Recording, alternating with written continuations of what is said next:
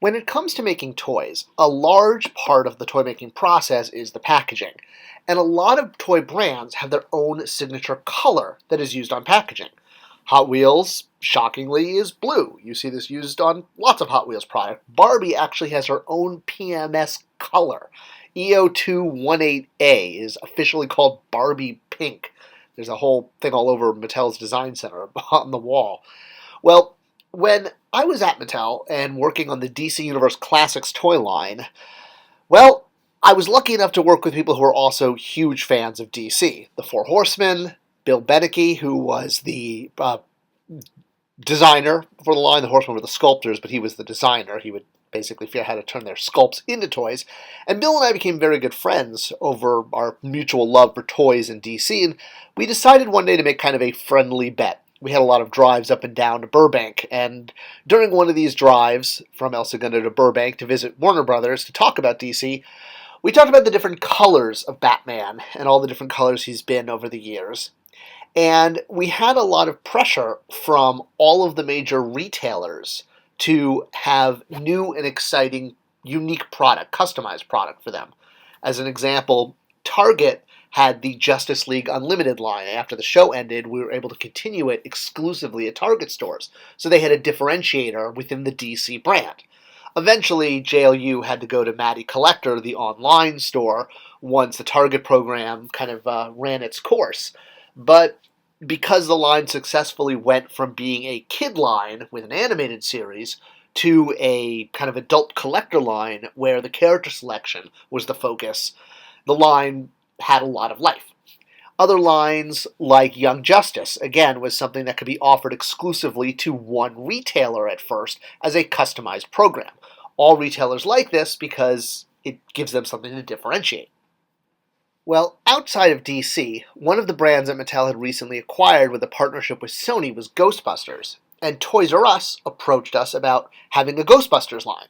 Now, most of the Ghostbuster product was sold on Matty Collector, but we wanted to find a way to do something different that we could offer in stores. All right, so this gets me back to the Batman color bet.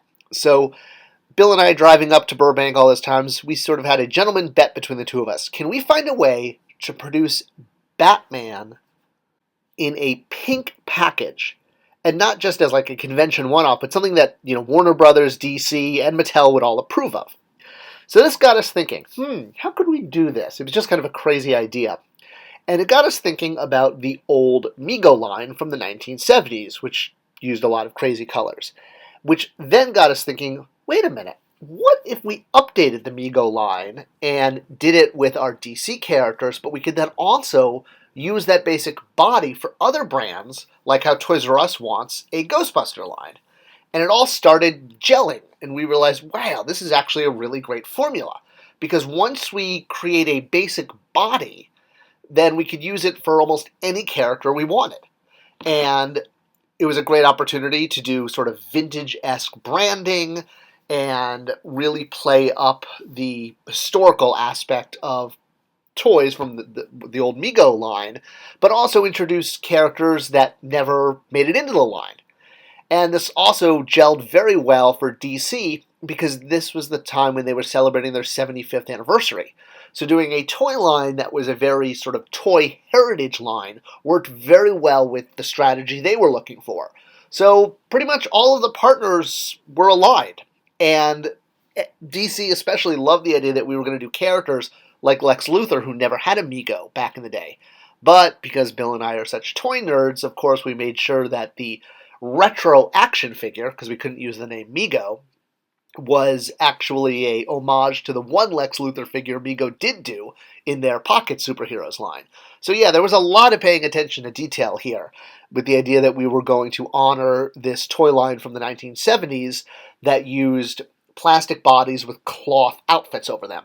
But we wouldn't just reissue these figures. We didn't just want to put out, a reissue of MEGO's Green Arrow. We did make some updates. So you'll notice our Green Arrow in the RetroAction line, while it's compatible with MEGO, there's more details, like the G on the belt or the wrist guards, that type of thing.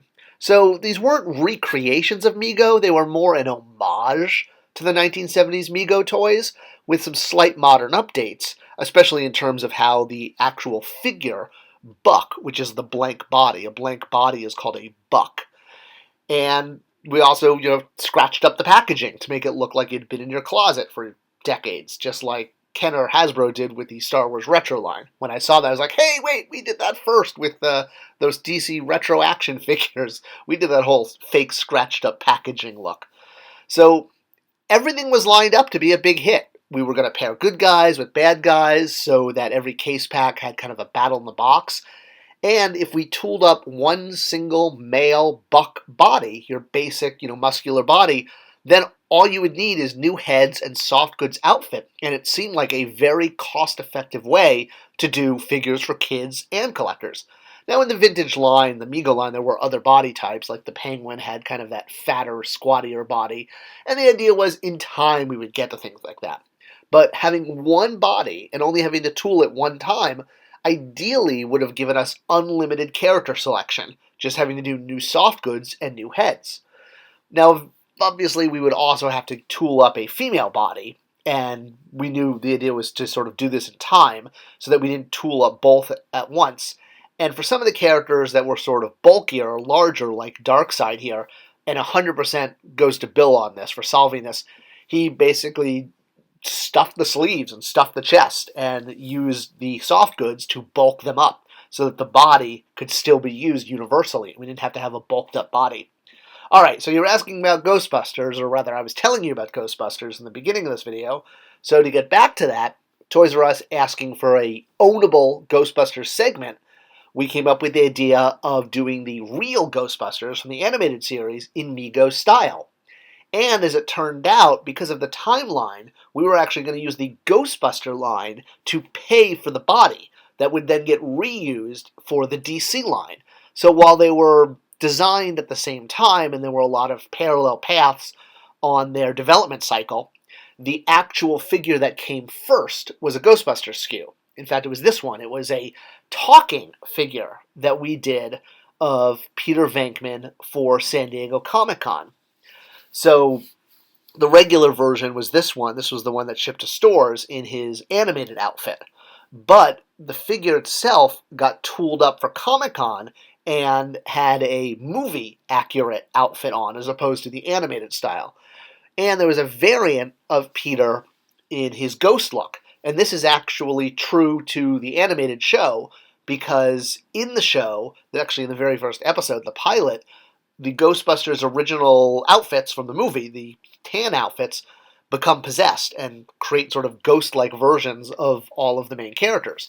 So it worked really well because we could do a movie version of Peter and we could do this cool ghost variant. It was totally in continuity with the episode and how that worked.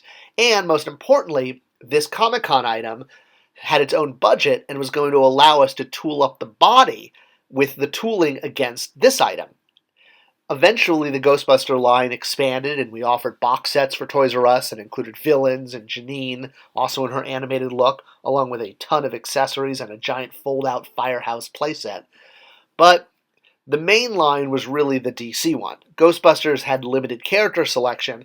The idea was that DC was a huge universe with tons of characters. And again, once we had this body, we were set. The problem was it wound up costing a lot more. We thought this line would be about a $10 price point, and this was when 6-inch figures were between $12 and $15, like Marvel Legends and DCU Classics. So we thought having a $9.99 figure with soft goods was right where we wanted to be. Unfortunately, when the prices came back, the costing, we needed to sell the figure for $20. So the price value wasn't there, and the line bombed. It didn't perform at retail the way we wanted it to. We tried offering items on Matty Collector that would complement it, and we had long-term plans of what we would be able to do once we had this single body. Obviously, there were brands that we didn't have the license to, and we talked about everything from sci-fi to television as being fodder for this universal form factor with the MEGO body. Believe me, we had a lot of plans for different brands we wanted to go after that we thought using this body buck would really expand a whole new way to play and collect. And they were made with a lot of love. I mean, a lot of love. Bill Beneke gets, 80-90% of the credit on this one because he wanted these figures to feel very MEGO, but still feel new. And it was one of those lines where, you're going to break some eggs. You want to make an omelet, you want to make an action figure line, not everything is going to work. But remember that bet Bill and I had? Well, the retro, or rather original, Batman MEGO figure came on a pink card. So it was a perfect excuse that if we were going to do an homage to the Batman figure and to the original MEGO line, that we'd be able to offer our RetroAction Batman figure on a pink card. So while the bet was definitely won, it was much more of a feeling of like, I can't believe we actually pulled that off. Batman on a pink card. Crazy. I hope you enjoyed this video and a look behind the scenes at the Mattel RetroAction line homage to MEGO. If you have other questions about it or comments, leave them below. I love to check them out and I try to answer as many as I can. Thanks for liking and sharing this video, and I'll see you guys in the next one.